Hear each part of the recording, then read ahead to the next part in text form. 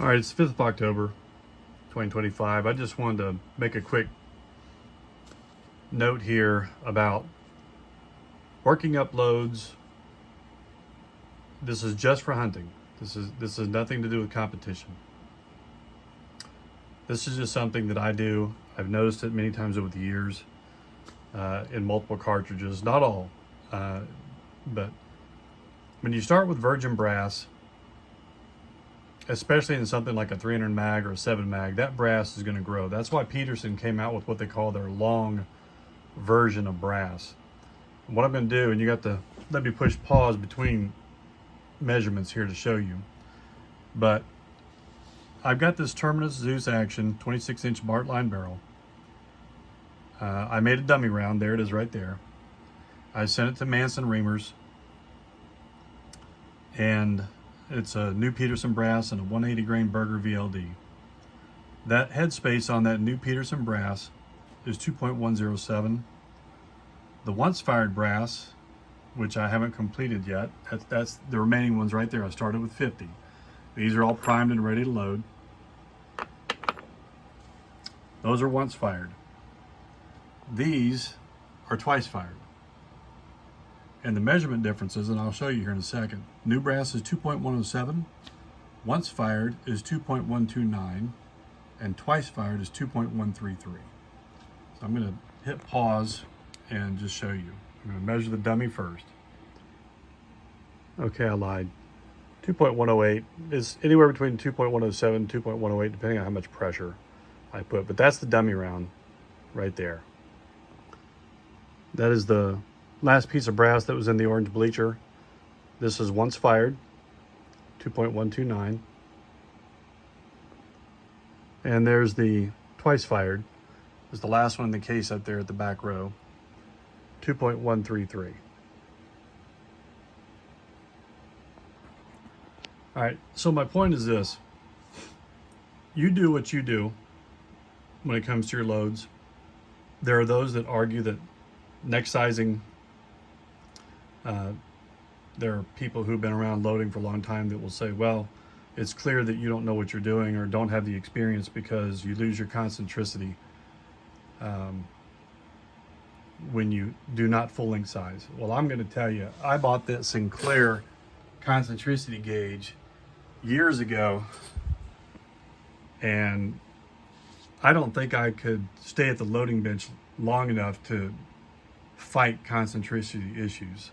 That's with multiple types of dies, Redding, competition, RCBS, Matchmaster, Widden. I've spent a fortune on dies, and you're going to hit run out. I've turned necks, but at any rate, what I'm getting at is this. Clearly, you can take once fired brass while working up your loads.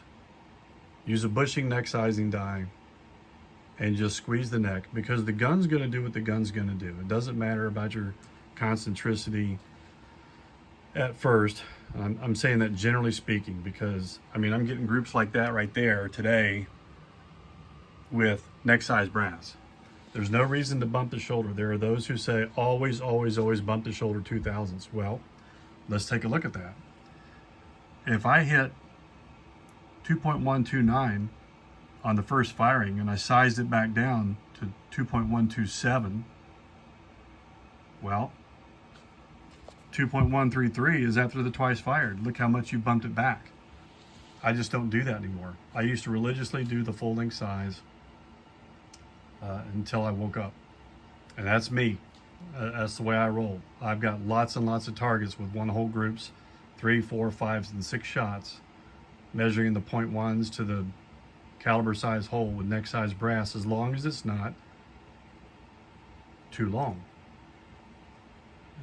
There doesn't seem to be much of a concentricity issue when you have a bushing die and you let your bushing free float a little bit. So if you're fixated on full length sizing every single time, that's your thing, you go right ahead. I do it as well. I will full length size brass, especially for the Tikka rifles. I have a batch of it right here.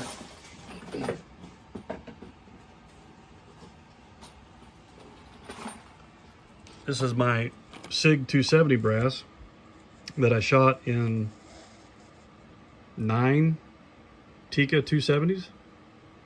This is that pulled brass.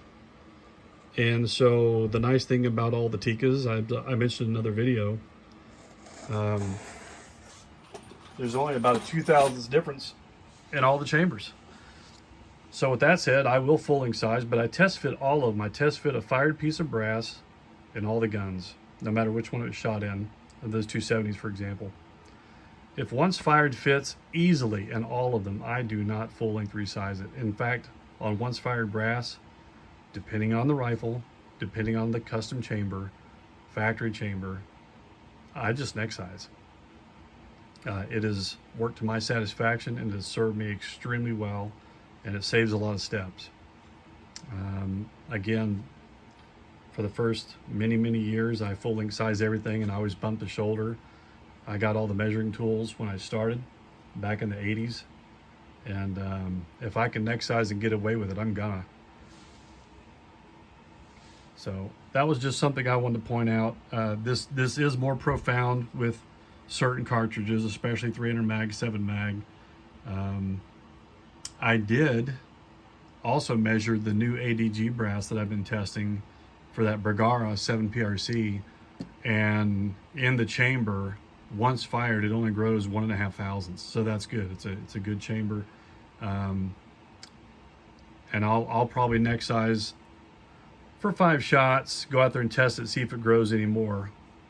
And if it doesn't, then I know I'm going to be full length sizing that stuff. But anyway, that's just my take on neck sizing. Again, clearly, I can't stress enough, when you fire a piece of brass, if it easily fits back in that rifle's chamber, very easily, just take note of your measurements. You can probably get away with neck sizing it. I know in all these 270s, my 30-06s, 308s, 708, 280 Ackley Improved, 280 Remington, 300 Winchester Short Mag, 300 Winchester Short Mag Long, I have gotten away with just neck sizing on that once fired brass, and it has worked extremely well. I haven't had concentricity issues, no more than a full length size piece of brass. So anyway, that's just what I wanted to note.